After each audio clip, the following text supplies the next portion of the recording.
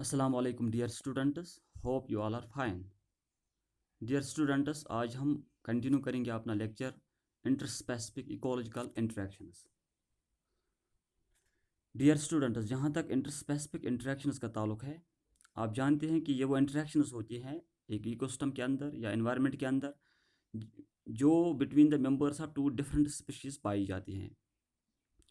इसमें हमने देखा कि एक इकोसिस्टम के अंदर या एक एनवायरनमेंट के अंदर जनरली तीन तरह की इंटरस्पेसिफिक इंटरेक्शंस पाई जाती है। नंबर फर्स्ट, न्यूट्रल इंटरेक्शंस और neutralism. Number second, positive interactions और बेनिफिशियल इंटरेक्शंस। और तीसरा, नेगेटिव इंटरेक्शंस और एंटागोनिस्टिक इंटरेक्शंस। इसमें से हमने ऑलरेडी डिस्कस किया है पिछले लेक्चर्स में न्यूट्रल इंटरेक्शंस और पॉजिटिव इंटरेक्शंस को। तो इंशाल्लाह आज के लेक्चर में हम डिस्कस करेंगे नेगेटिव इंटरेक्शंस और एंटागोनिस्टिक इंटरेक्शंस। तो जहाँ तक नेगेटिव इंटरेक्शंस और एंटागोनिस्टिक इंटरेक्शंस का ताल्लुक है, ये वो इंटरेक्शंस होती हैं इकोसिस्टम के अंदर जिसमें एक पार्टनर हार्म में आ जाता है, जबकि दूसरा पार्टनर जो होता है वो उसका बेनिफिट भी हो सकता है या वो न्यूट्रल भी रह सकता है। यानी these are the associations, these are the relationships or interactions in an ecosystem or environment whereby one of the partners gets harmed, और जो while the other may get benefited or remains neutral। तो ये वो interactions होती हैं जहाँ पे लाजमी तौर पर एक जो पार्टनर होता है उसका नुकसान होता है, तो दूसरे पार्टनर का फ़ायदा भी हो सकता है या वो न्यूट्रल भी रह सकता है। इसमें बहुत सारे एग्जांपल्स आते हैं, इसकी बहुत सारी इंटरेक्शंस हैं। फॉर एग्जांपल पैरासिटिज्म है इसमें, प्रेडेशन, एमेंसलिज्म एंड कंपटीशन। तो अब हम इनको डिस्कस करेंगे। तो जहाँ तक पैरासिटिज्म का ताल्लुक है, पैरासिटिज्म एक ऐसी इंटरेक्शन होती है between the members of two different species, जहाँ पे एक मेंबर जो जनरली स्मॉल होता है उसको हम पैरासाइट नाम देते हैं, that gets benefited, and the larger one जो होता है that is called host, that is harmed. यानी it is actually a host parasite relationship whereby the parasite gets benefited from the host while and the host is harmed during the process of this interaction। तो जो parasite होता है that generally gets readymade food and shelter from its host, और जो parasite होता है उसका size भी छोटा होता है देन इट्स होस्ट। और ये कुछ पैरासाइट्स या मोस्ट ऑफ द पैरासाइट्स जो होते हैं वो अपने होस्ट्स के अंदर डिजीज़ भी कॉज करते हैं। उन वाले पैरासाइट्स को हम नाम देते हैं पैथोजेनस। यानी जो डिजीज़ कॉजिंग पैरासाइट्स होते हैं they are also named as pathogenous. तो पैरासाइट्स जो है इनकी क्लासिफिकेशन अगर हम देखें तो हम देखते हैं कुछ पैरासाइट्स जो होते हैं which live outside the body of hosts, और उनको हम नाम देते हैं एक्टोपैरासाइट्स, जैसे लाइस हैं, टिक्स हैं, माइट्स हैं। और कुछ पैरासाइट्स ऐसे होते हैं which live inside the body of their hosts, तो उनको हम नाम देते हैं एंडोपैरासाइट्स, जैसे एस्केर्स हैं, लिवर फ्लूक्स है, एट्सेट्रा। तो यहाँ पे ये एक ऐसी इंटरेक्शन है, इसमें एक का नुकसान होता है और दूसरा फ़ायदे में आता है। तो जनरली यहाँ पे जो होस्ट होता है पैरासाइट उसके ऊपर रह के या उसकी बॉडी के अंदर या उसकी बॉडी के ऊपर रह के रेडीमेड फूड एंड शेल्टर हासिल करता है और उसको डिजीज़ भी मतलब काज करता है। तो इसका मतलब ये हुआ कि यहाँ पे जो होस्ट है डेट इज़ हार्मड और द पैरासाइट जो है डेट इज़ बेनिफिटेड। तो उसके बाद एक और इंटरेक्शन है नेगेटिव इंटरेक्शंस में, वो है प्रेडेशन। तो प्रेडेशन एक ऐसी इंटरेक्शन है जहाँ पे वन ऑर्गेनिज्म जो होता है that captures, kills and eats another organism. यानी एक ऑर्गेनिज्म जिसको हम नाम जनरली देते हैं जनरली बिगर, उसको हम नाम देते हैं प्रेडेटर।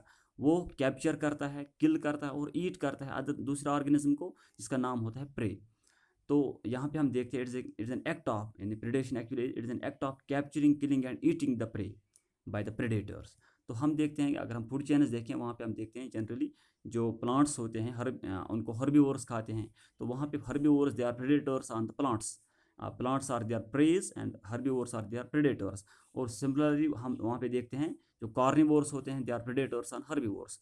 तो ये भी एक प्रे प्रेडेटर की रिलेशनशिप है यहाँ पे, जहाँ पे प्रे का नुकसान होता है और प्रेडेटर फायदे में आता है।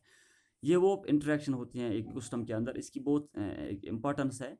हम देखते हैं कि यही प्रे प्रेडेटर की रिलेशन की वजह से जो प्रेज की पॉपुलेशन है that remains in the we can say in an equilibrium, और we can that is checked. अगर उनकी पॉपुलेशन कभी ज़्यादा हो जाए तो प्रेडेटर ज़्यादा हो जाते हैं, जिसकी वजह से उनकी पॉपुलेशन फिर गिर जाती है। लेकिन अगर उनकी पॉपुलेशन कम हो जाए तो, अगर प्रेडेटर की पॉपुलेशन जो होती है वो कम हो जाए तो प्रेज की पॉपुलेशन आहिस्ता आहिस्ता बढ़ती है। तो प्रेडेटर जो होते हैं they check the population of their preys and keep the population of preys under control, जिससे एक इकोसिस्टम के अंदर इक्विलिब्रियम रहता है, यानी which maintains the equilibrium in the ecosystem.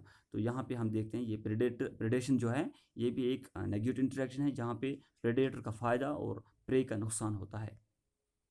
उसके बाद एक और इंटरेक्शन है जिसको हम नाम देते हैं एमेंसलिज्म। तो एमेंसलिज्म भी एक ऐसी इंटरेक्शन है जिसमें एक स्पीशीज़ जो होती है that cause harm to another species by secreting some toxic substances without gaining any benefit from the interaction। यानी यहाँ पे क्या होता है कि एक स्पीशीज जो होती है उसको जनरली हम नाम देते हैं इनहेबिटर। वो इनहेबिटर दूसरे स्पीशीज को अपनी सेक्रेशंस, कुछ टॉक्सिक सेक्रेशंस के ज़रिए से नुकसान पहुँचाता है, लेकिन इन टर्न उसको कोई फ़ायदा नहीं होता। तो जिसको नुकसान यहाँ पे पहुँचता है, जिस स्पीशीज़ को यहाँ पे नुकसान होता है उसको हम नाम देते हैं एमेंसल, और जिससे उसका नुकसान होता है उसको कहते हैं इनहेबिटर। यानी इनहेबिटर एमेंसल को नुकसान करके खुद कोई फ़ायदा हासिल नहीं करता। तो इस वाली इंटरेक्शन को हम नाम देते हैं एमेंसलिज्म। तो एमेंसलिज्म में इंटरेक्शन हम एग्जांपल्स दे सकते हैं। जो मोल्ड्स होते हैं फंजे, उसमें हम देखते हैं एक मोल्ड है पेनिसिलियम नोटेटम। वो पेनिसिलियम नोटेटम एक एंटीबायोटिक प्रोड्यूस करता है जिसको हम नाम देते हैं पेनिसिलिन। तो पेनिसिलिन की वजह से क्या होता है, बहुत सारी बैक्टीरिया की ग्रोथ चक होती है, लेकिन इन टर्न जो पेनिसिलिन होता है उसको कोई, या पेनिसिलियम नोटेटम जो है उसको कोई फ़ायदा नहीं होता। तो यहाँ पे जो पेनिसिलियम नोटेटम है डेट इज इनहिबिटर, और जो बैक्टीरिया होते हैं दे आर एमेंसल्स। तो इस तरह से हम देखते हैं ट्री, एक ट्री है जिसको हम नाम देते हैं वॉलनट ट्री, इसका बॉटनिकल नाम है जुगलन्स रिजिस, जुगलन्स रिजिया सॉरी। तो ये जुगलन्स रिजिया जो है ये प्रोड्यूस करता है एक सबस्टेंस जिसको हम नाम देते हैं जुगलून। तो जुगलून जो होता है, जुगलून की वजह से इनहेबिट होती है ग्रोथ ऑफ सीडलिंग्स, ये growth of seedlings around it, जो उसके इर्द गिर्द सीडलिंग्स ग्रो होती हैं उनकी ग्रोथ को चेक करते हैं, अपनी सीडलिंग्स की ग्रोथ को भी चेक करते हैं अराउंड इट। तो इसकी वजह से क्या होता है, जो यहाँ पे जो सीडलिंग्स है वो बन गए एमेंसल्स, और जो जुगलन्स रिजिया यानी ये वॉलनट ट्री है डेट इज़ इनहेबिटर। तो यहाँ पे हम देखते हैं उसको कोई फ़ायदा नहीं पहुँचता इस इंटरेक्शन के ज़रिए से। तो ये एक ऐसी इंटरेक्शन है एमेंसलिज्म जहाँ पे एक ऑर्गेनिज्म फ़ायदे में आता है तो दूसरा न्यूट्रल रहता है, एक ऑर्गेनिज्म नुकसान में आता है तो दूसरा न्यूट्रल रहता है। उसके बाद एक और इंटरेक्शन है इंटरस्पेसिफिक इंटरेक्शन, वो है नेगेटिव इंटरस्पेसिफिक इंटरेक्शन, वो है कंपटीशन।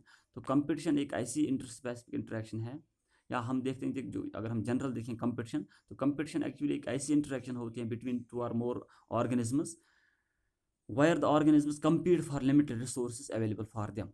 यानी ये एक ऐसी प्रोसेस है जहाँ पे ऑर्गेनिजम्स compete करते हैं for the necessary resources which are in the limited amounts available to them.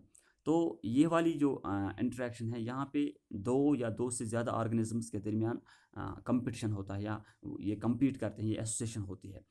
तो ये इसकी अगर हम देखें, अगर ये इंटरेक्शन, अगर ये कंपटीशन, अगर ये compete करते हैं organisms which are the members of the same species, तो उस वाले कंपटीशन को हम नाम देते हैं इंट्रा स्पेसिफिक कंपटीशन।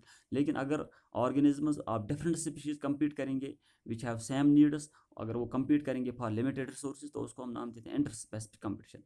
तो यहाँ पे अगर हम देखें, क्योंकि हम डिस्कस करते हैं इंटर स्पेसिफिक इंटरेक्शंस, तो यहाँ पे हम थोड़ा बहुत डिस्कस करेंगे इंटर स्पेसिफिक कंपटीशन को। तो जो इंटर स्पेसिफिक कंपटीशन होता है वो एक ऐसी एसोसिएशन है between the members of different species, जिनके हम कहेंगे जो compete करते हैं for the same necessary limited resources. यानी जो अगर उनकी नीड सेम है, अगर two or more different species के मेंबर्स हैं, उनकी नीड सेम है, तो वो compete करेंगे for these needs, for example for food, for shelter, for mating. तो उनके दरमियान अगर कंपटीशन आएगा तो उस कंपटीशन को हम नाम देते हैं inter specific competition. For example अगर हम देखें, जो कार्निवोर्स में हम देखते हैं टाइगर्स जो होते हैं, लिपर्ड्स जो होते हैं, ये टाइगर्स या लिपर्ड जो होते हैं ये compete करते हैं फॉर देयर प्रेज। तो इसका मतलब ये हुआ कि यहाँ पे इंटर स्पेसिफिक कंपटीशन है इनके दरमियान। यहाँ अगर हम देखें प्लांट्स में, हम देखते हैं जो ट्रीज़ होते हैं या श्रब्स होते हैं या हर्ब्स होते हैं एक फॉरेस्ट के अंदर, तो वो compete करते हैं for sunlight, for water and nutrients. तो यहाँ पे हम देखते हैं एक प्रिंसिपल आता है जिसको हम नाम देते हैं Gause's principle of competitive exclusion. तो कंपटीशन में आपको याद रखना है कि जो कंपटीशन होता है, कंपटीशन में वही ऑर्गेनिज्म या वही स्पीशीज़ फ़ायदा हासिल करते हैं which is we can say more efficient to use the resource available और limited resource available to them. तो यहाँ पे हम देते हैं ट्री, श्रब्स और हर्ब्स, अगर इनके दरमियान कंपटीशन आएगा तो इनमें से वही स्पीशीज़ हम कहेंगे गेन करेगी बेनिफिट जो इनमें से ज़्यादा एलिजिबल होगी to get sunlight, to get water and nutrients. तो इस कंपटीशन के दरमियान क्या होता है, जो स्पीशीज़ मोर एफिशिएंट होती हैं वो गेन करती है बेनिफिट्स, तो जो स्पीशीज़ लेस एफिशिएंट होती हैं वो एलिमिनेट होती है from the competition due to the competition. तो इसी को हम नाम देते हैं Gause's principle of competitive exclusion. तो इस तरह से हमने आज डिस्कस किया नेगेटिव इंटरेक्शंस को। तो इस तरह से हमारा कंप्लीट हुआ आज टॉपिक इंटरस्पेसिफिक इंटरेक्शंस।